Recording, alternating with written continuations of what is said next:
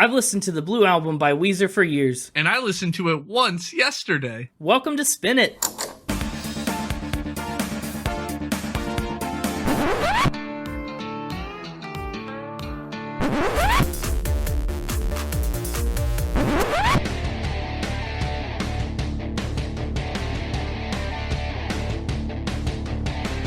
Hello, everybody, and welcome back to Spin It. Happy New Year. It's 2022. It's the record ranking podcast for people who'd rather be listening to music. I'm James. With me is Connor. New year, new podcast. This is the first episode officially in 2022. Yeah, but same podcast. New Year, same. No, we're Spin It, the podcast about washing machines. I don't want to do a podcast about washing machines. Today we're here, our first segment on Spin It, the washing machine podcast, the spin cycle. But what we're really talking about today is Weezer's debut album. It's called Weezer, but since the cover is blue and they have 5 other albums called Weezer, this is the Blue Album, colloquially. What other colors do they have? Well, there's blue, red, green, white, black, teal. Why didn't we do the teal one? The teal album's a cover album, and it's newer. Well, blue is like the closest to teal. Blue or green. I don't know if you know this, but I'm actually a Weezer myself. As someone with asthma, it happens from time to time. That's how they got their name. You realize, you know that, right? Yeah. Because that was what, in middle school, he was called. They called him Weezer. Yeah, that's right. He dropped the H, and, that made it seem cooler. Well, Weezer formed in Los Angeles in 1992, and they have been active to this day. They even put out 2 albums in 2021. Impressive. In 1994, way back when they were starting out, when this album came out, the band consisted of Rivers Cuomo, who sings and plays the guitar and the keyboard, and he does a lot of the songwriting. Patrick, or Pat Wilson, he was the drummer. Matt Sharp played the bass, and Jason Cropper played the guitar, but he was replaced during the album's production, and Brian Bell took his spot in the days after this. So that's Weezer. That's what you need to know. Whenever you give the rundown like that and you just start naming off who plays what instruments, I always think of Under the Sea. When you get to Newt play the flute and Cart play the harp, that's always what I think of. Pat plays the drums and Sharp plays the bass. So I start singing what you're saying along to that tune in my head every time you do it. I mean, whatever helps you remember it, I guess. I don't remember it is the problem. Fair enough. You should at least remember Rivers Cuomo. He's a very important figure, obviously, is the singer and songwriter for Weezer. I didn't know that's how his name was pronounced. I was guessing his last name until you said it. It's pronounced just like it's spelled. Weezer has been nominated for 4 Grammys, and they won once. The Best Music Video for Pork and Beans in 2009. Which color is that one on? That's from the Red Album. They don't have a brown one? No, they don't have a brown album yet. But who's to say? I mean, it could be coming. Maybe people who don't like Weezer say all of their albums are the brown albums. Because they're poo-poo. I mean, maybe, but they're not that bad. I understand that Weezer's a little bit of a meme band sometimes. Mm-hmm. I think, they've got some highs and some lows, just like every band out there. What color would our album, when I would drop my Hippin' and Hoppin' album, what color will it be? I don't know. Spin It Gold? It'll be the brown album. Yeah, you're right. That'll be the real brown album. Weezer's 2019 cover of Toto's Africa, Bless the Rains Down in Africa, it earned 2 iHeartRadio Music Award nominations. And then in 1995 alone, Buddy Holly, a song from this record, won 4 MTV Music Video Awards and was nominated for Video of the Year. I was so very confused. Yeah, I don't know if you got around to watching that music video. No, I didn't watch the music video, unfortunately. But I read through this, rundown that you always have, for us to see what we're going to talk about in this section, before I listened to the album. And so the way you phrased it, and then you're just and then Buddy Holly won this. And so I didn't realize Buddy Holly was a child. I was like, what? Why is this in here about Weezer? Yeah, Buddy Holly the song, not Buddy Holly the, Day the Music Died, not the 1950s rocker. I was very confused until I saw the actual track list. Yeah, that should clear things up. Well, as for the Blue Album, like I said, it's the first of 6 self-titled albums. And I mean, they have other albums too, but there are 6 that are called Weezer. It is the band's official debut album, although they did release some demos that they called the Kitchen Tape a few years prior, and some of those songs are actually on the Blue Album. But they signed with Geffen Records in 1993, and that is what brought them to the Blue Album. It's pretty alternative rock, kind of like pop punk of sorts. It feels a little too light to be emo to me, but some people would call it that. It's been classified as Geek Rock, which is kind of a thing that's defined Weezer. I like that, Geek Geek Rock. Yeah. Especially for a band named Weezer, named after a middle school bully name. Yeah, exactly. Geek Rock kind of makes sense. And it really shines through on a couple different tracks. But the other person we need to talk about when we talk about Weezer's debut album is Rick Ocasek, right? He is a member of the Cars. Do you know the band The Cars? Since you're gone, you might think just what I needed. I was trying to think of a clever car pun, but I couldn't come up with one. So no, I'll just say no. No? Okay, fair enough. Well, he had a lot of success in that band, of course. But then he also released 7 solo albums, and he was a great record producer. So Weezer was initially going to self-produce this Blue album, but the label went, maybe don't. And so they connected the band with Rick. And so he was a huge influence on this project. He even talked Rivers into including songs like Buddy Holly on the album because he wanted to cut it. He didn't like it at all. And, he had a lot of self-confidence issues with his songwriting abilities early on, but Rick really pushed them to make this album what it is. So he was a huge influence on the Blue album, and he also worked on 2 of the band's other albums, the Green album from 2001 and Everything Will Be Alright in the End in 2014. So shout out Rick Ocasek. That's cool. It is really cool. I know, what a mentor to have. He really just drove up to that band and helped them out. Yeah, okay. And then sped away. I don't think it's working as well as you think it is. I know it's not working well, so that's concerning. Just hit the brakes. Hit the brakes on the Cars jokes. When's Owen Wilson gonna show up? Wow. I can do movie references. I can't do other references. That's all I got. Fair enough. I guess that makes it officially time to start round 2 of Factor Spin. Yeah, let's see if we can bring home another dub for the hosts. Yeah, I guess the first one of round 2. I don't know how we're doing the scoring or anything. The mixtapers just changed the rules, so we'll just go with it, but I'm ready to give it a try. So bring them on in. Hey, it's me, the mixtaper, here for round 2 of Factor Spin. Year 2, round 2. All right, 2-2. 22. It all makes sense. Yeah, you're just saying the number 2 a lot of times. I don't know. I don't know if that's like an attempt to confuse me or what. It's subliminal messaging. That way on fact number 2, that's going to be the one that gets you because of my subliminal 2 messaging. It may be. I don't know. How was your new year? Welcome to 2022. It's great. It was a great New Year's. I went to Times Square to watch the ball drop. Oh, you were there? I think I saw you in a Planet Fitness hat. Those Planet Fitness hats were my idea, I suggested that to him. They're pretty evil. Pretty evil to target all their marketing right around New Year's resolution. Yeah, what's more evil than taking advantage of all the New Year's resolutions and the giant crowds by having these really cool looking hats that pretty evil. Just advertise a gym. A little subliminal fat shaming from Planet Fitness every year. Yeah. You love to see it. The mixtape doesn't like anything more than being evil and playing Factor Spin, of course, right. Of course. But like number 3 on the list would be subliminal marketing, measures from businesses. Okay. I don't know. What a list. What a number 2. It goes being evil, Factor Spin, and marketing tactics. Your passions. And I think we've given that enough airtime. So let's just get into the first fact. Tell me about Weezer. All right, the first fact of season 2. I thought it was round 2. I don't know. It's the season. It's a round. Round 2, season 2, year 2. It's all 2s. 2022. Well, we talked about how Weezer's like the Geek Rock, and their names after being a high school bully nickname that was given to their founder, all that. Yeah. And then you also mentioned their Africa cover. I did, yes. Did you know that they were cyberbullied into making that? Oh, I kind of remember this. Yeah, I feel like somebody challenged them, right? Somebody challenged them on the internet, and then everyone got behind it. I don't remember why, but I remember it was a big deal when it came out because they acquiesced to the challenge. I don't know. Tell me more. You're close. You're close to what I'm saying to you. A 14-year-old girl cyberbullied them by making a Twitter account called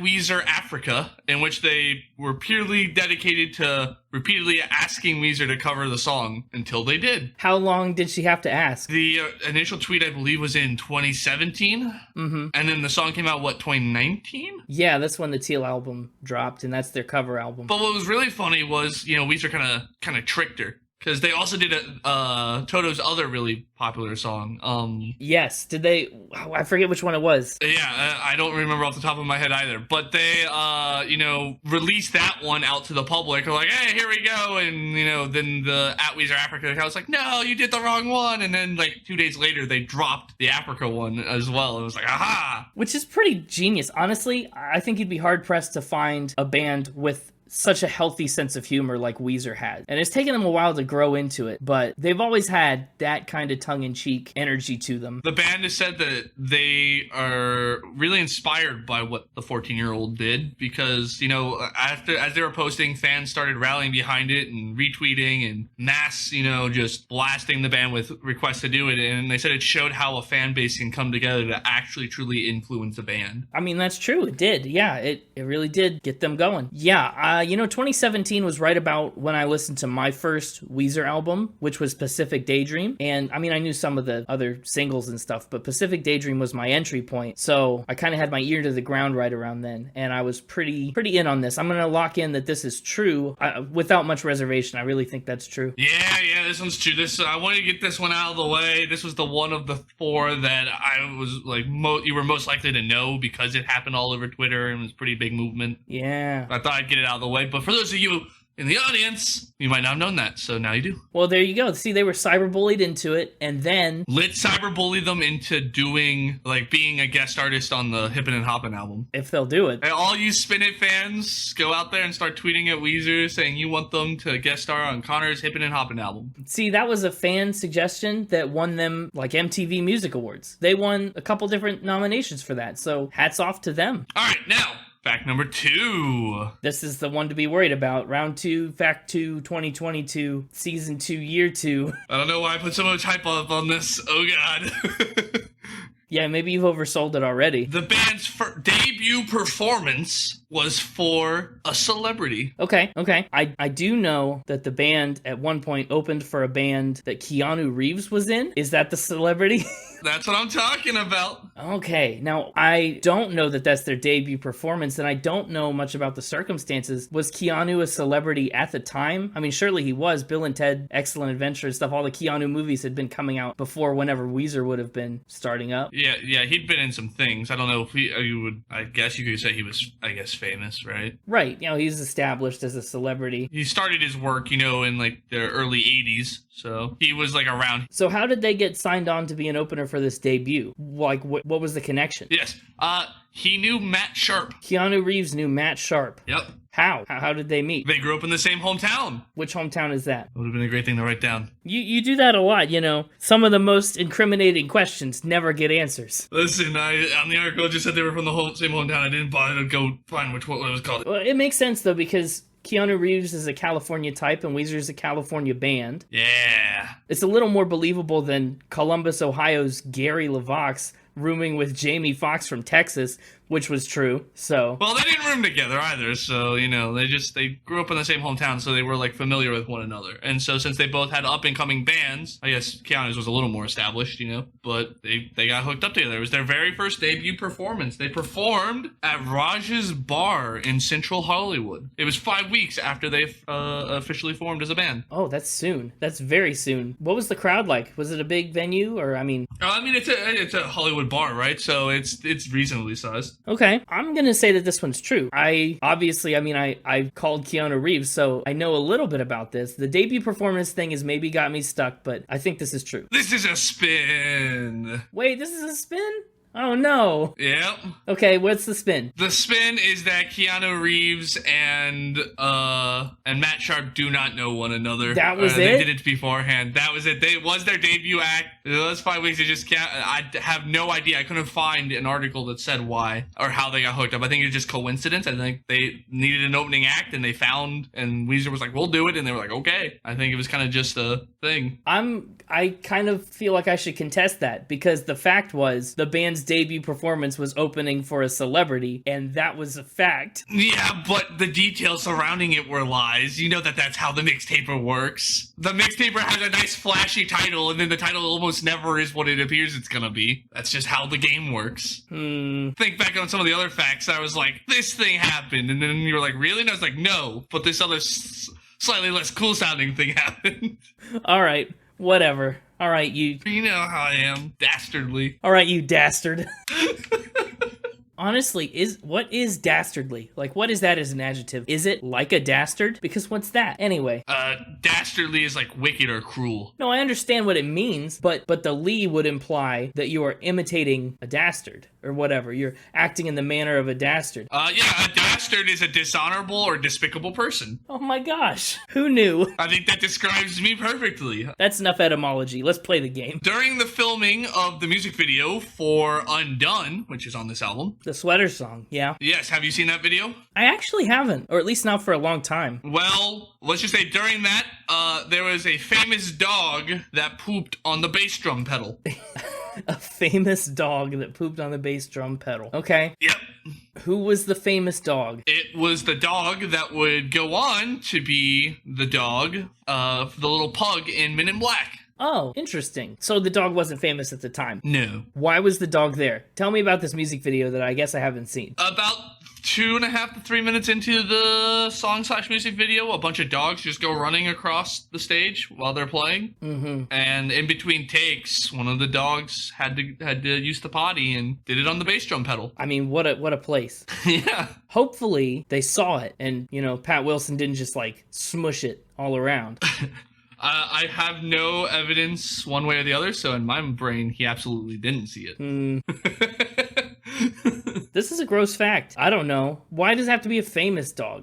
Why does it have to be a famous dog? I don't think it has to be. I think it just is. I think you're just sensationalizing this spin. I think this is a lie, and you're just trying to make it a little more over the top so that I would believe it more because you'd never be able to make it up. I think this is a spin. It is a spin! Darn! Yes. How spun? But you see, a dog in the music video did poop on the drum pedal. It's just not the dog that would go on to be the pug in Men in Black. That's the part I made up. You took it too far. So I did. A random dog really did poop on the drums. Yeah. That's crappy. I had a whole thing I was gonna where I was gonna tell you about how, like, they, just a bunch of dogs that were being trained to, work in film and stuff were what they used because they want to have them around loud music and practice, like, following commands on camera. Well, that would make good sense. And I had all this stuff and you just jumped right to spin. I did just jump right to spin. I didn't get any chance to convince you. Nope, you did not. Well, I got one more for you. Classic 4. Classic 4. Maybe a new season, but same Classic 4 facts and spins. Okay, yeah.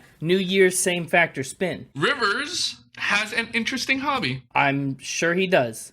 Fact. What is his particular interesting hobby? Pigeon racing. Okay, wow. Pigeon racing? Save the best for last. Yeah, that is interesting. How did he get started in that? I don't know. Didn't actually say how he got into it, just that he's been doing it for a while now. When did he start? He started in 2005. Yeah, peak pigeon time. Apparently. Okay, so how does a pigeon race work? I mean, is there a thing they have to fly to and return? I mean, is there a course that they have to run? Lucky for you, I had a lot of these same questions when I first saw this fact, and so I went to pigeon.org, which is the American Racing Pigeon Union. There's a pigeon.org that's for, like, organized pigeon racing. Yeah, this is an organized thing. So they have a bunch of information about how, if you want to get started, they apparently have over 700 affiliated clubs around the country. It's real. Yes, it's real. Did you just look at the website? I did. I just went to the website, yes. And luckily I've gone to the request more information tab and put in our Spin It email, so we should be getting some information here soon about how to get into pigeon racing. It could be the next big Spin It hobby. Yeah, sure. And so it seems like, when you first pull up their website, there's a little order form link that says 2023 band order form. And I was really excited. I was like, they have a band? And then I realized they were talking about banding the pigeons, like with the little leg band. No, yeah, just you can't order a music band from the pigeon racing org. Oh my gosh. I was a little confused at first, all right? And then there's like a report a bird, and I want to know what that's all about.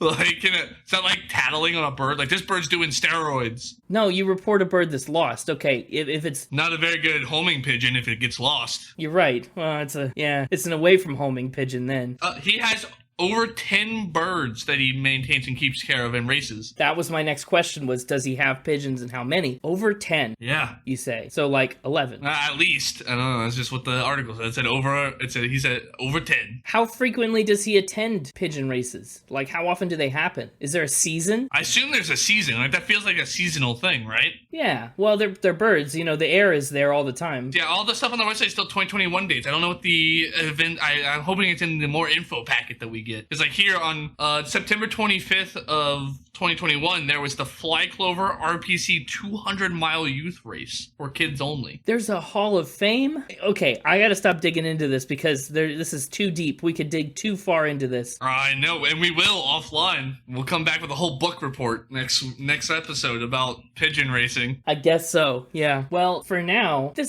come on. Would he do this? I don't know, would he? I have no idea. I'm gonna say it's a fact because I don't think you would have known this existed if you didn't see it somewhere. Going with fact. I guess. This is a spin! No, man! Oh, no. I had no idea this existed until somebody told me the other day that Mike Tyson is a pigeon racer. Everybody knows Mike Tyson loves pigeons. Yeah, he races them. Somebody was telling me that he actually races them. And so that's when I was like, really? That's a thing? And so then they showed me the pigeon.org. And I was like, I couldn't get it out of my head, so I was like, I'm gonna steal that. Yep. Yeah, Mike Tyson's a big pigeon guy. I guess Rivers Cuomo is not. Didn't know you could race pigeons. Didn't know that was a thing. And that there was over 700 clubs countrywide. Now we know. I'm really looking forward to getting that packet of information from pigeons.org. Right. I guess that puts us at 50-50 again, doesn't it? All right. New season. Same old score. 50-50. You knew more about Weezer than I thought you would. It's true. I know a little bit. But thanks for showing back up in 2022. Have a great next week, I guess, until we see you again. Auld Lang Syne and all of that. Whatever, Happy New Year stuff you got going on. Wait, what's your, before I go, what was your New Year's resolution? To win round 2 of Factor Spin. What a coincidence. I guess we're at odds once again. Go be free like a racing pigeon now, and we'll see you next week. Cool. Yeah. All right. Round 2's off to a, 2-2 start. I should have expected nothing less. Welcome back, Connor. He was right all along. It's a 2-2, 2022, round 2, year 2. Season 2. Oh, yeah, all that. Let's talk about the album art on the Blue album. Do we have to? I mean, there's not a ton to talk about. It's the band in front of a blue background. Mm-hmm. What's interesting to note is that Peter Gowland... Wait. Which one is Peter Gowland in this picture? He's not in the picture. He's behind the camera. Oh, awkward. If you would let me finish my sentence, I would have said that he is a famous glamour photographer who's had a lot of magazine covers and other, stuff he's photographed, and he took this picture of the band. Remember when I said I don't remember your whole monologue at the beginning, even though I sing along to it? Yeah, that's pretty clear now. What's interesting about the cover, though, is that they had to Photoshop it because Matt Sharp didn't like the way that his head looked. Okay, now which one's Matt Sharp? Maybe I should guess. Yeah, you should guess. Which one of these looks like they have a fake head? Yeah, that's what I was saying. Matt Sharp didn't like the way his head looked, so they Photoshopped his head on from a different shot. I don't know which one. This kind of just looks like a fake photo. It is a little, uncanny for some reason, and I can't put my finger on it. I never have been able to. Maybe it's the lack of shadow. There's no shadows behind them or anywhere, right? To give you any sort of, depth. Yeah, I think that's a big part of it. Yeah, the absence of shadow. Matt Sharp, by the way, if you're giving up, he's the one in the striped shirt, the third one from the left. In the pink? Yeah, the second one from the right. In the pink? Still yes. Just want to make sure it was still the guy in the pink. Yeah, it's still the one. Interesting. That wasn't the one I would have gone with. I would have gone with the far left. His head looks a little skew whiff. That's Pat Wilson, and yeah, he's there. His head looks cocked to the left a little bit in an unnatural way. Let's get into the songs. Do you know much Weezer? I didn't ask earlier. How much Weezer are you familiar with? You're shaking your head no. Which is great for the audio podcast. I'm sure I've heard Weezer songs. They're popular enough. Mm-hmm. I don't really know any of their music. I just know of the, kind of people, they're, like you said, they're kind of a meme band, I guess. Yeah, a little bit. And so I know that reputation. Well, that's fun. It's, we haven't done an album that you know nothing about in a while. It's true. It's true. And the Blue Album kicks right in with My Name Is Jonas, which is like a medium big Weezer hit. As far as songs that people would know go, My Name Is Jonas might be on the list. One of the things that they started with right away from track one is that they have all these, unique practices or ideas for their recording that are pretty cool, I think, and they contribute to their really unique sound. One of those things that's big on this record that they tried to adhere to was to only play downstrokes on the guitar, and that's why everything kind of feels so heavy-handed. What's the sound difference like, I guess, for us non-guitar guys? The sound difference is like slight, but it's there enough that you'd notice it, because when you strum a guitar from... Oh no, we will be getting our ARPU membership request information in the mail within the next 15 days. 15 days? It's not electronic information, it's by actual mail. That's ridiculous. Maybe it's coming by Pigeon. Pigeon, if they send a pigeon with information about pigeon racing. Anyway, the difference is that when you're playing downstrokes on a guitar, right, you're strumming from the 6th string to the 1 string, you're going from lower to higher. So everything's kind of gonna start low and high and be really you can really force it. Okay, yeah, you're gonna hit the lower strings first. Right, and if you strum up, it's a little softer, a little gentler, because it's way easier to pound your fist down up and, strum a guitar really hard with downstrokes. It's easier than it is to come up all the time. Interesting. Yeah, but that's part of what makes this album so punchy, I guess. And you know how we had all those really intricate rhythms last week on Rumors? Well, Weezer decided that they wanted to treat the guitar and the bass like a single 10-stringed instrument, kind of make them play in sync. So they're very much on the same wavelength throughout this record, and you won't see a ton of instances where the bass goes off and does its own thing, the opposite of all the rhythmic intricacies we had with Fleetwood Mac. But, that's stuff you can kind of pick out on My Name Is Jonas and beyond. This song is about Rivers Cuomo's brother, whose name is Leaves. Leaves, like on a tree? Yeah, like on a tree. Nowadays, he goes by Jimmy. He doesn't go by Jonas? No, his name is not Jonas, ironically. But Rivers' brother is mentioned in this song and Say It Ain't So, plus a few others from other albums. So he had a really, close relationship with his brother. The inspiration came when his brother was talking about a car accident that he had been in while in college. And he was talking to Rivers about trying to figure out insurance and the whole mess that it was causing. So that's kind of the background. People also think that it might be a reference to the book The Giver, whose protagonist is named Jonas. I've heard that because something about it, there's like a line in here somewhere, I guess, where something is the name of like a sled. Yeah. In the second verse, he says, my name is Weepeel, which is Rivers' childhood sled. That's what he named his sled. And in The Giver, Jonas rides down the sled to get past the barrier that gives everybody all their feelings and emotions back, I guess. I never read the book. I watched the movie. It was a while ago. Oh, and that explains why your explanation of it was the way it was. Yeah, the sled is a really prominent symbol in The Giver. So that's another reason people draw that comparison. The other fun thing about this song is that the character, Jonas, was meant to be the main character in a Weezer rock opera. But they scrapped that before their second album, Pinkerton, came out. Would have made this song a lot cooler. I guess it would have, yeah, if it was actually about a character named Jonas. Well, it still is, but he doesn't have a whole story arc to go with it. This one gets counter top 3. Oh, right off the bat. Wow. Yeah. I'm gonna say this up front and take any backlash or questions that I may receive. I felt like this album was remarkably unremarkable. That is probably the most Weezer thing anyone's ever said about this album, right? That feels like I'm kind of like, well, no, but then I was like, yeah, but no. Every song is like fundamentally, the fundamentals are there in terms of like what you'd expect to hear, and like you said, like the pieces fit, but it's not, it's like, is that the puzzle I want to be putting together? Yes. Yeah, that's a great way to put it. And so I had that with just about every single one of these songs, and so picking a top 3, it was kind of like, well, have your pick of the litter, It's like they're all remarkably unremarkable in different ways. So there's no right or wrong answer, I guess, to what your favorite is. That's a good point. Except for one, my favorite one. Okay. Maybe part of it was the heavy-handedness, the way they perform it. Like the tone of the music you're hearing is off because of how they chose to produce it in a way that they wanted it, I guess is how they wanted it. But for me, it just put this weird, it was just weird listening to it. Especially on the first time through. I mean, I get that. It's not one that you can necessarily just dive right into first try. Yeah. I really like all the different levels of My Name Is Jonas, right? It starts off with this little arpeggiated guitar. Yeah, and I like that.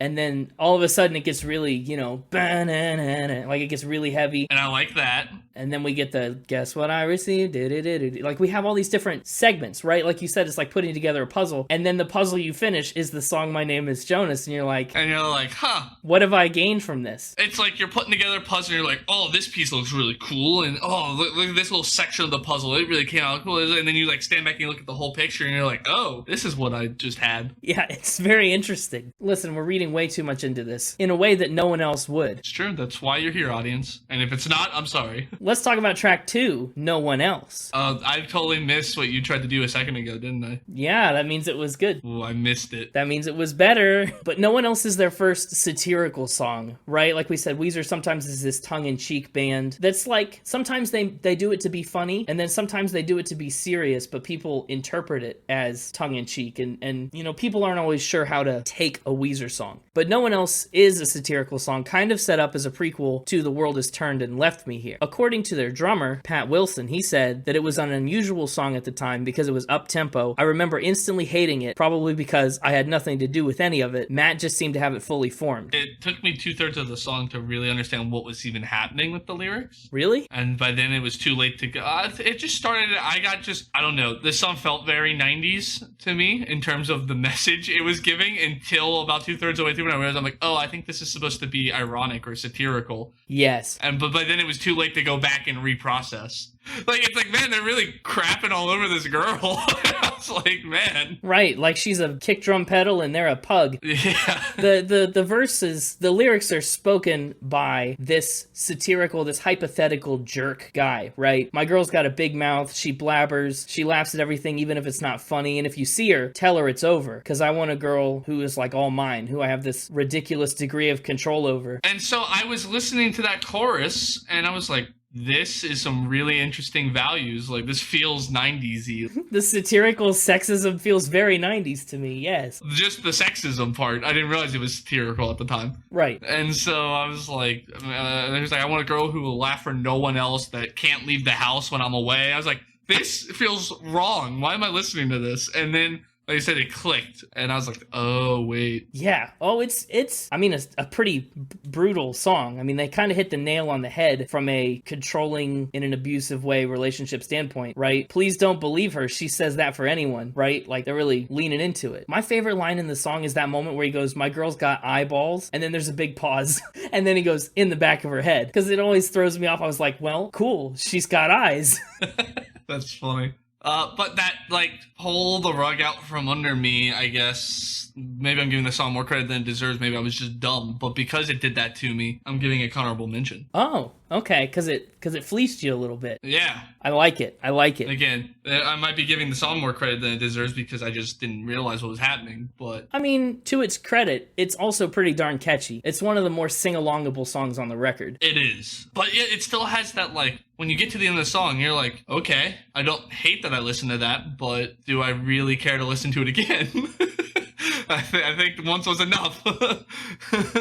Sure. I kind of like how in this song we really get a glimpse of Rivers yell singing, which he does a couple other times, but sometimes he'll get really into it.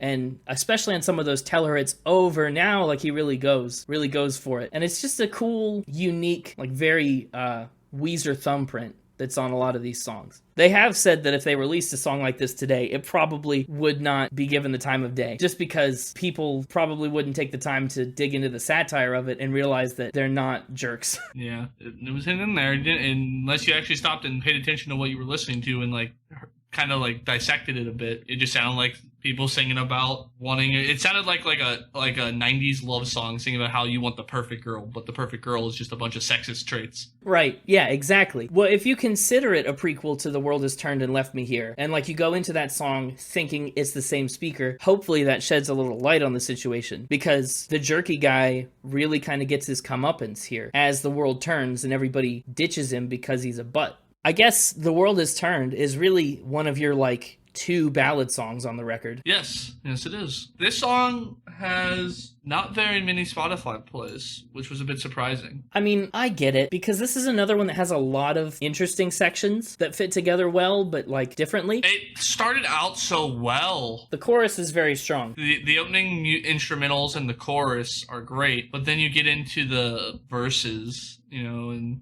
some of the other sections. I didn't really care for the guitar solo, actually. The big one at the end. Yeah, towards the end. Not the very end. There's one towards the middle third as well. Yeah. Right before another "You Remain Turned Away." Sure. It started out really well, and I just really liked that beginning, and then it fell off. Yeah. Musically, it's kind of a mixed bag. Lyrically, I don't know how to feel about it, because it makes you feel a little bit sad for this jerky guy, even if it's only in a pity kind of way, right? Because, I mean, he says, "Oh, I talked for hours to your wallet photograph. You just listened, or maybe you didn't, or, everyone's turned away from me. I'm stuck on my own, and this is just an empty space has filled the void behind my face." Like, you almost have to pity him, even though we know kind of what his true colors are. Is it meant to be a follow up to the jerky guy? Again, off of one listen, I didn't really get that. That's the popular opinion. I feel like if that's the case, I like the song even less, because I didn't feel any sympathy for. I wouldn't feel any sympathy for him if that was the case.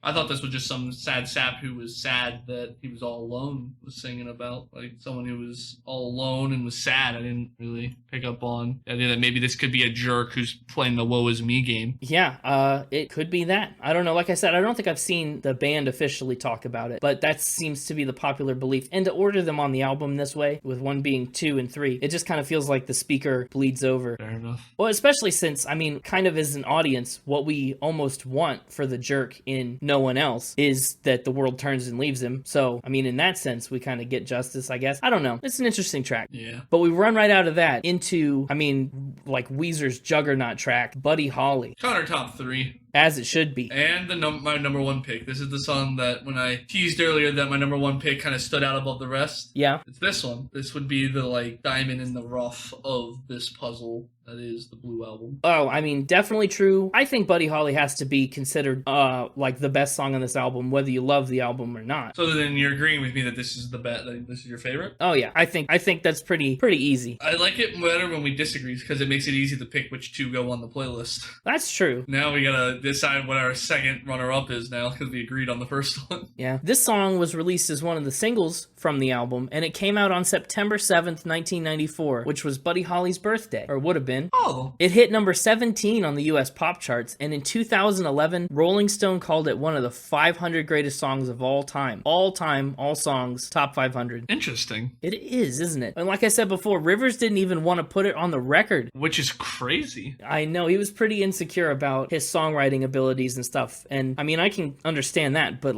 this is a good song, and I don't know how he didn't see it, but sometimes you get too close to the thing that you create, and you're not able to look at it objectively. But Rick Ocasek, like I said, he said they'd be stupid to leave it off the album, so they forced it in there. This is the closest we've gotten in a while to an oh-whoa. Ooh, wee-ooo. It's true, and that is so catchy. That chorus, I take it back what I said earlier about No One Else. This is the most sing-alongable song. Yeah, it's very good. It sure is. And the music video was filmed by Spike Jonze, the famous director, and it features the band playing in Arnold's Diner from the show Happy Days. They mixed it with actual footage from the show. It was like a revolutionary technique. It was really groundbreaking, which is why this song won so many MTV Video Awards. It's got more than 60 million views on YouTube. I'll have to go add one more view to that. Yeah, go add 60 million and one. Let me update the total. According to Pat Wilson, it's a tightly written song. He says there's no fat on it at all. It starts at 10 and goes up from there, which I think pretty much hits the nail on the head. Yeah. It's funny because Rivers Cuomo really does look like Buddy Holly, or at least he did at one point in his life. More than everybody else looks like Buddy Holly, I guess. Yeah, exactly. I like the bridge on this one. I've been critical of the bridges on most of the songs here, but I like the bridge on this one. Yeah, it's a good one. Bang, bang, knock on the door. Knock on the door. I can't run and I can't kick. What's the matter it's good. with me? Yeah, it's all good. I love the lead out on the bridge. It's one of my favorite moments on the whole record, where everything stops except for the guitar, and they do the little do do do do do do do do just by itself. Like, what a moment! It feels like that sort of thing is what the rest of this record's been missing. And it goes away. It does. It's fleeting. It's very short, and then it's gone. They found it, and then it's gone. I do think this is an interesting album because I think the middle of it is the strongest bit of it. This stretch here from Buddy Holly to Say It Ain't So is probably where this album shines the most, which is unusual. I know we've had some strong starters and some strong closers. This is the first one that does its best work, in the middle innings. Because the next song is Undone, the Sweater song. That's the first single off the record. Okay. And actually, it was the first song Rivers ever wrote. Really? For Weezer. For Weezer, anyway, yeah. Oh. Gotcha. He says he wrote it in 1991, and he says, I was trying to write a Velvet Underground type song because I was super into them and I came up with the guitar riff. I just picked up the acoustic guitar and the first thing I played was that riff. He says that when they start to play it, it just takes over the energy in the room and you're transported into the world of Weezer, which I think is about right. I think the Sweater song is like a peek at Weezer's DNA. I just didn't do it for me. It didn't? Here's the issue. I'm going to take you back to the days of Machine Gun Kelly and how I didn't care for all of his spoken stuff that he would throw in on his songs. Okay. And I have the same issue here. I really like that guitar riff that's happening, on loop over it. It's so dissonant, yeah. And I like it, but I wanted there to be actual singing there, not just like background noise, people talking. Well, you get there eventually. Yeah, but then they bring back you get there, you finally get a little verse and chorus, and then they go right back into talking again. Like, no, stop it. I mean, yeah, a little bit. Slightly. Fair. It ruined the vibe of the song for me. Yeah, this is one of those instances. This is a song that Rivers meant to be really sincere and emotional, a real heavy hitter of a depression ballad that he was trying to write. And then people didn't take it seriously. And they were like, oh, ha, ha, ha, Undone Sweater, funny stuff. Like, he couldn't get people to give him the time of day. He actually picked up the metaphor, right? So the whole chorus goes, if you want to destroy my sweater, hold this thread as I walk away. Whoa. Whoa. It's, by the way, catchy. That's a good little hook. So the sweater unravels, lying on the floor, I've come undone. He picked up that idea in an English class, of all places. Go figure, symbolism. Because he went to Harvard, right? Mm-hmm, yeah. Is that where he went? He got an English degree from Harvard? Yeah, the Geek Rock. That's the geek part. Not in like a bad way, by the way. Go to school, learn things, be smart. It's cool. The professor of his class used an unraveling sweater metaphor to illustrate why a good thesis statement is important to an essay. Let that be a lesson to all you bad thesis writers. All you bad thesis writers, come up with a really good metaphor and stick it midway into your essay instead of at the beginning. If it's supposed to be a thesis, those theses go at the beginning, not midway through. The song's not the thesis. That's where he took the metaphor for an unraveling sweater. Gotcha. Pull a thread and I'm walking away, the sweater unravels. It would have made a good thesis for the album, though. Yeah, this is kind of an unraveling album. It definitely unravels from Buddy Holly. Well, yeah. Buddy Holly's like where the sewer pulled the needle out of the sweater. It's like, I'm done. I've made this sweater. Here you go. And then they immediately grab it and start unraveling it the entire rest of the album. I have to disagree. I don't think it unravels as bad as you think it does. You saying I'm wrong? You saying my opinion is wrong? I'm saying your opinion is your opinion. Fair enough. That was probably the smart answer. Yeah, exactly. Up next, Surf Wax America. Surf Wax America. This is very Beach Boys inspired. They talk a lot about the Beach Boys on later songs, too. They even named a song after them on Pacific Daydream in 2017. Rivers Cuomo's a big Beach Boys fan. I see. Surf Wax America is just this nice carefree song about getting out of the grind and the rat race of the 9-to-5 life. They do this thing where they always start the song with an interesting instrumental run, right? And I'm like, okay. And then again, it just, by the time the song's over, I'm like, what happened to the excitement I had when the song started? Like, where did it go? I don't know. It does sometimes dissipate very, very unexpectedly. It's just like, I was like, this song starts and it's like got that summer, like you said, Beach Boy, you're on the beach, like surfer dude movie vibe to it as it starts. I'm gonna say the Rock Lobster vibes, because Rock Lobster, in my opinion, is one of the best like beach sounding songs. Why not? Yeah, sure. And then verse 1, it's like, okay, yeah, I'm liking this metaphor about getting all lubed up to go surf. Well, okay, I mean, let me stop you right there and let me explain to you that Surf wax, when you're on a surfboard, you're absolutely not going to lube up because you're on a piece of like carbon fiber that's like slippery and wet. Surf wax, you put it on the board to stick to the board. And it makes the I assumed it just made the water wash off of it so you didn't get as all slippery. I mean, that helps. Yeah, that's mostly what it is, but it's to help you stay on the board. It's like the opposite of lubing up. Well, but it's still lubing it up. It's just sticky. Anyway. Yeah, it's a whole song about just getting away. It's this big old take a break, take a vacation song, and they touch on it again later on Holiday. I've also like to point out that you've yet to criticize their weak rhymes. I have yet to criticize them, but there are some real... It'll reflect in my score. I haven't said it, but okay. There are some real moments of buffoonery. I just wanted to make sure, because you really hammered the weak rhymes on Miley, so bringing her into 2022. She ain't staying in 2021. That's fair, as she shouldn't. But I'm with you on that. Listen to some of these, right? I'm going surfing because I don't like your face. I'm bailing out because I hate the race. Unless it's a pigeon race. Apparently he doesn't like those either. I don't know, yeah, like the entire verse, it's like beer and fear, fast blast, face race, maze, and surfing. I mean, no. Well, no, take notes, Kanye. I think Surf Wax America is a pretty fun song, just in general, you know. It started that way, I don't know where it disappeared to. It started fun, and the fun disappeared. Slipped away. It slipped out the back door when nobody was looking. When did you lose it? Left the party without saying goodbye. I don't know! I got one listen. The song started. I was like bobbing my head. I was like, yeah, let's go. And then by the end of the song, I'm like, oh, finally, it's over. I don't know where the fun went. I lost the fun. That's interesting because it really doesn't change much until that last outro where it's all slow and falsetto. At some point, the fun was kidnapped, and I'm offering a reward to get it back. Anyone who can find the fun in this song, call us. Yeah, if you can find where the fun went, I'll give you 10 spin-it bucks. Redeemable somewhere. It sounds like this song needed a little more surf wax on the board to keep you stuck to it. Gotta keep me lubed up. Yep.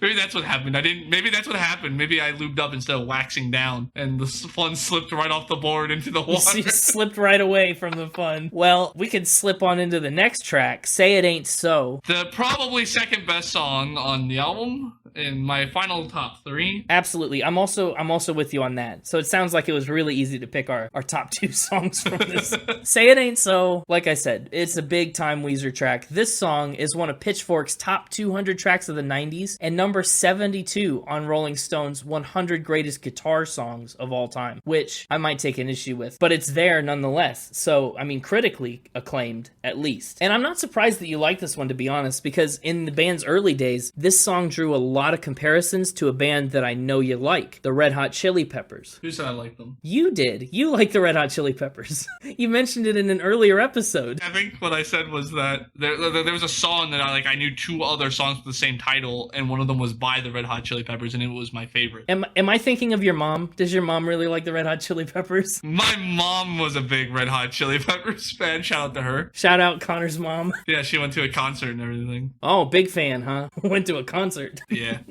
More than I've done. Fair. But that's absolutely what it was. There was definitely a song that was also the title of the song was also the title of a song done by Red Hot Chili Peppers and somebody else. That song is Around the World from Californication and Kings of Leon's Walls. All the way back, episode 0, Kings of Leon. Occasionally, we gotta take it way back. Anyway, I think there are elements of this song that sound a little bit Red Hot Chili Peppers-y, but for the most part, Weezer is... I'm also a fan of Red Hot Chili Peppers. Okay, well, so we went through all that for nothing.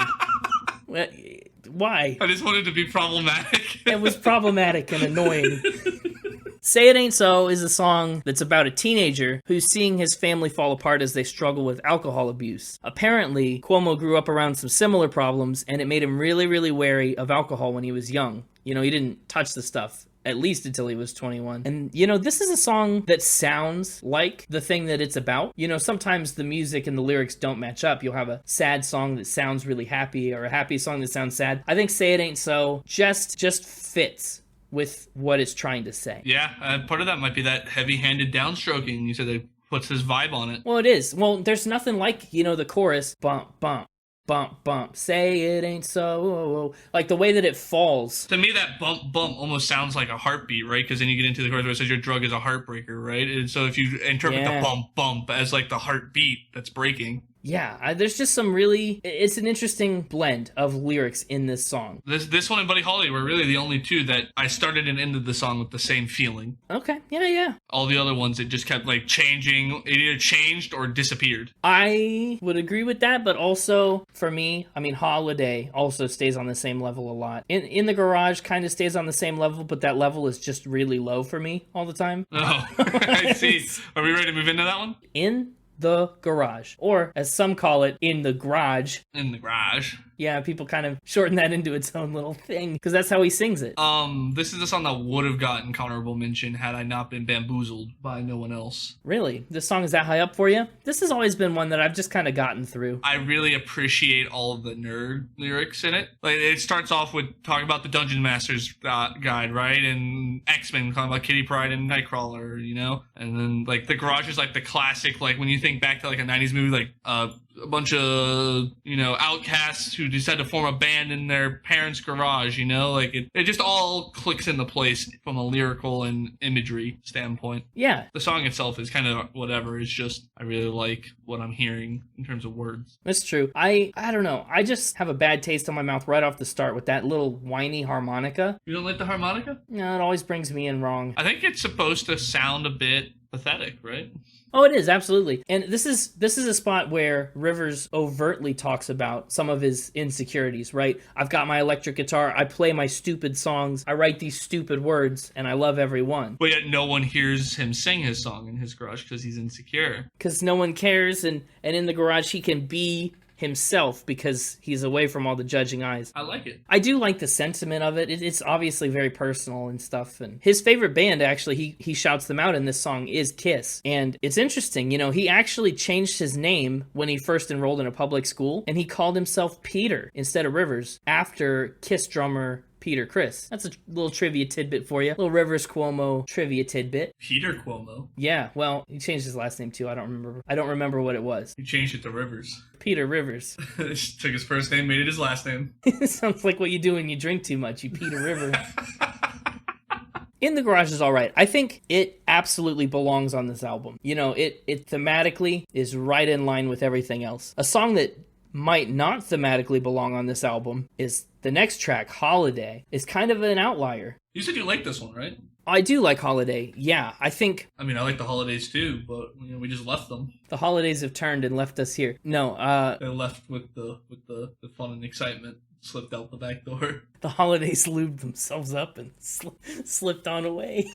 Anyway, I do like Holiday. I like it from a musical standpoint. I don't think it's necessarily the catchiest, but I think it's one of their most musically complex songs, and I can appreciate it for that. It's a happy song. It's about getting away. Again, kind of like Surf Wax America was, but in a way less of a middle finger to everyone who's not getting away sense. Surf Wax America is a big screw you to everyone who's still working. You take your car to work, I'll take my board. This song is way more of a, hey, we're getting out of here, and it's just a holiday, a party for us. Yeah, it's surprisingly optimistic. Yeah, and actually that's because Holiday, they wrote it right after they got their first record deal. Oh. Yeah, so in that kind of moment of excitement and hope and positive outlook, that's when they wrote Holiday. Apparently they shouldn't do that. Oh, no, I mean, they should. It has the least amount of plays on Spotify. Well, that feels wrong. Pat Wilson says that's probably his favorite song on the record. Huh. Yeah, he talks about how it's another very Beach Boys-y song, but also with finger-snapping doo-wop stuff, quote-unquote. He said, what a bunch of effing weirdos we are to have all that in one song, and he says that he thinks modern music has kind of forgotten how to do that. I'd agree. Modern music is way more, I feel, I guess it depends on your genre. I would say a lot of genres, they pick a theme and they stick with it all the way through, and they do everything they can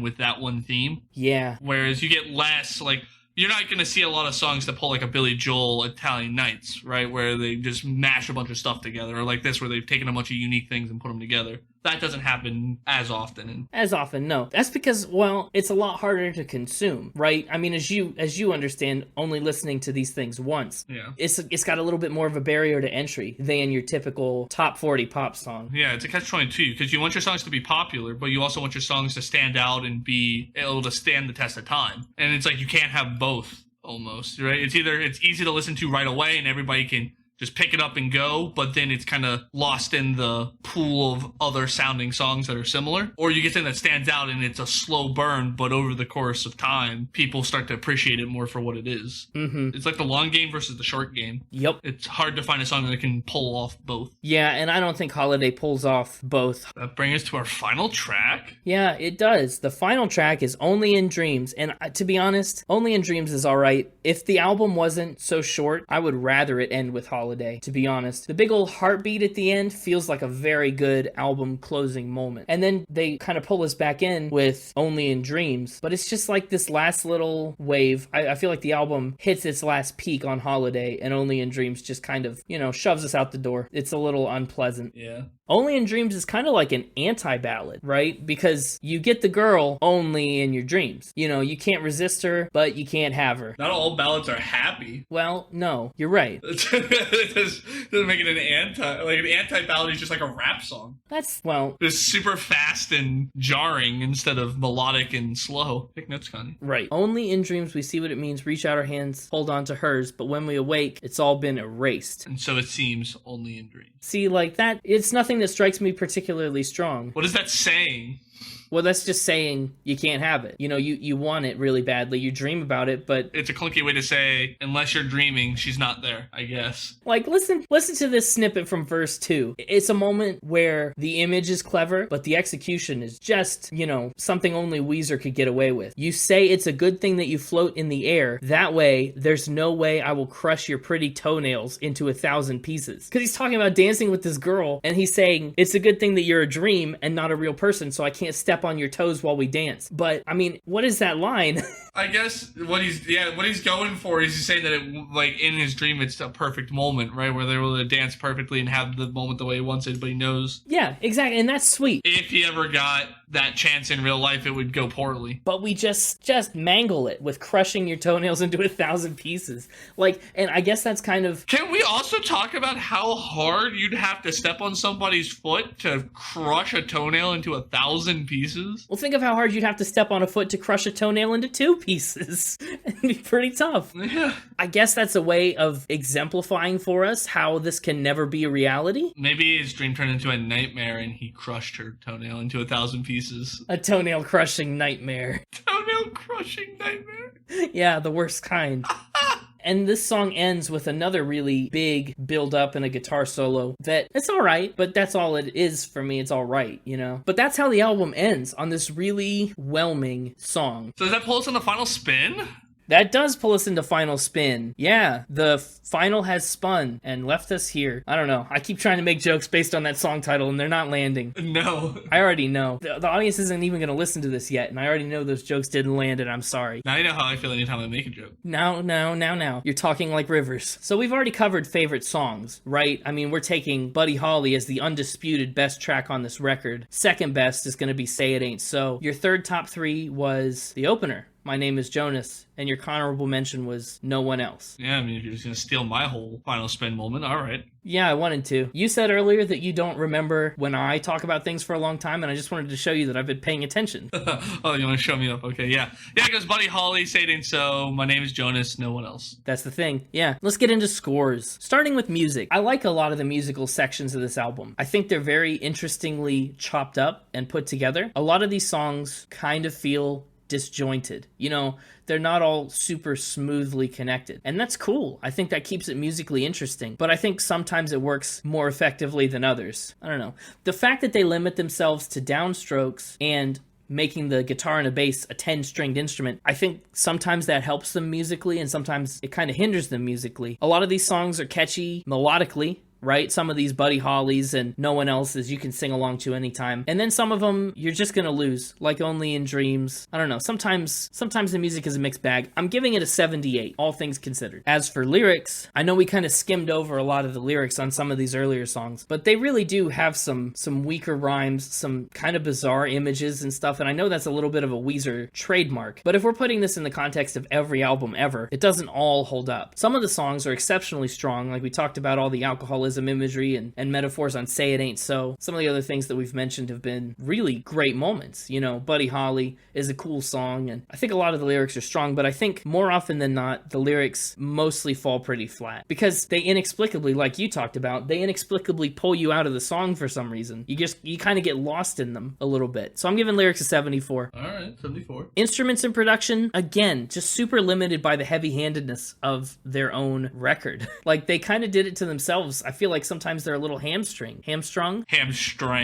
Weezer's a little hamstrung sometimes by what they've chosen to do to themselves. But it's pretty well produced. I mean, give it up for Rick Ocasek. He's done a good job producing the album. I'm giving it a 78. This is an album that I think is greater than the sum of its parts, right? You put all these songs in a collection together, I think it's a much better experience than trying to listen to it piecemealed out song by song in most cases. Save for Say It Ain't So and Buddy Holly, I think generally you're better off to listen to the whole record all the way through. I think the vibe is, like you've mentioned, is pretty solidly mid-90s. It encapsulates that and expresses it pretty well. So I'm giving the vibe an 84. Oh. Which is going to bring its total score, drum roll please. I don't know what that was. You just... Well, I've done different drums every time you've asked for a drum roll, and so I was trying to come up with a new drum, and I panicked. Your new drum was to inhale? Okay. Anyway, 79 is the final score for Weezer the Blue Album. 79, where's that put it? That probably puts it pretty low. It's decently low. I think it's somewhere in the 370s. And again, not an indication of how much I enjoy it. But it is. It's more of a reflection of what I've listened to. No,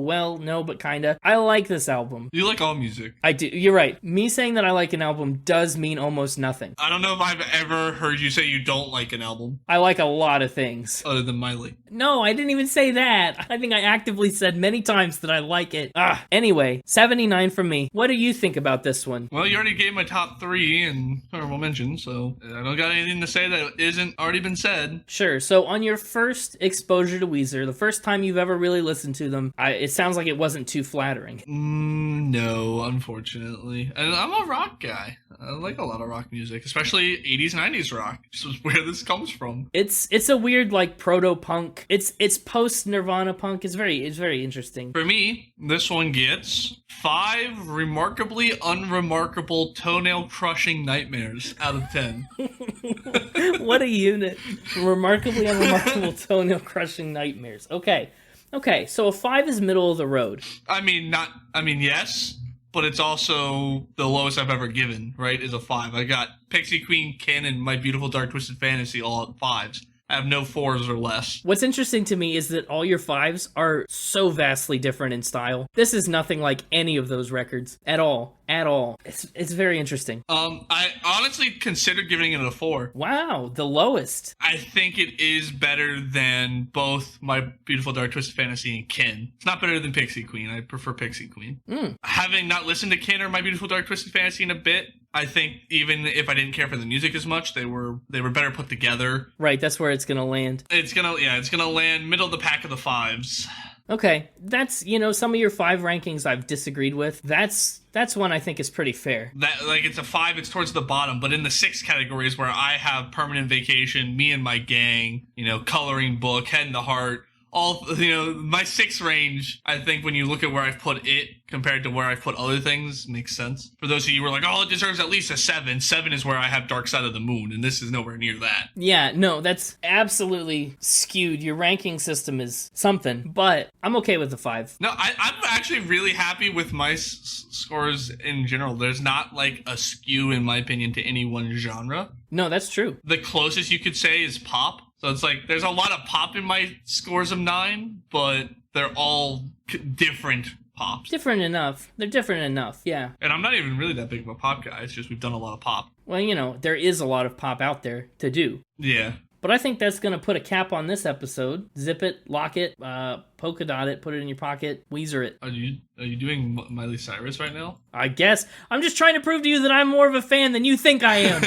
Yeah, you went to the Hannah Montana movie, of which I'm the Spin It Hannah Montana movie fan club president. I'm just trying to prove to you I'm not a Miley Cyrus hater. Anyway, thanks for tuning in for a New Year's Spin It. 2022 is going to bring a lot of exciting albums your way and our way. And a lot of 2s. A lot of 2s, apparently. No, hopefully not. Hopefully I don't get a lot of 2s on the list this year. If you're looking for more Spin It content in the new year, you can follow us on social media. On Twitter, we're at SpinItPod. On Instagram, we're at SpinItPodOfficial. On everywhere else, we're www.spinitpod.com. If you had to pick one episode that we've done from 2021 to recommend to people to go listen to, which episode? Ooh, that's a hard call. I've always liked the Nirvana episode, although the Hank Williams episode seems to be our most popular, unquestionably. Yeah, people really like the Hank Williams Greatest Hits, at least on YouTube. Yeah, really, a lot. I personally think I would recommend the Thriller B-side. I was thinking the same thing. There's a lot of information there that's really interesting. It was a really interesting and just fun episode to do, so I think that'd be my recommendation. You can find that one on the website, audience. Or if you really like bread, Kin is quite a pick. That is when we learned the mixtaper liked pumpernickel bread, right? Anyway, this is 2022. It's a new year. We've got a whole new 52 episodes coming this year, I think. I don't know how the weeks line up. This is the first year ever that we've started with a podcast. You know, we started a podcast last year, but this is the first year we're coming out swinging. All waxed up and we're sticking to it. Spin it 2022. Anyway, I hope you like this album. Hope you like this episode. Stick around next week for another fantastic album review. What are we doing next? What are we doing next? It's a great question. I know you're curious. I'm always curious. We're going country again next. Ooh, Hannah Montana movie? No, not Hannah Montana movie. We're going newer than that. A little newer, 2021 country. Oh. Stick around. Find out. And until then, keep spinning. You know how you keep spinning. You're staying waxed up, so you stick to whatever you're spinning on. Okay, no, it's a stretch. You're taking it too far. It's a stretch.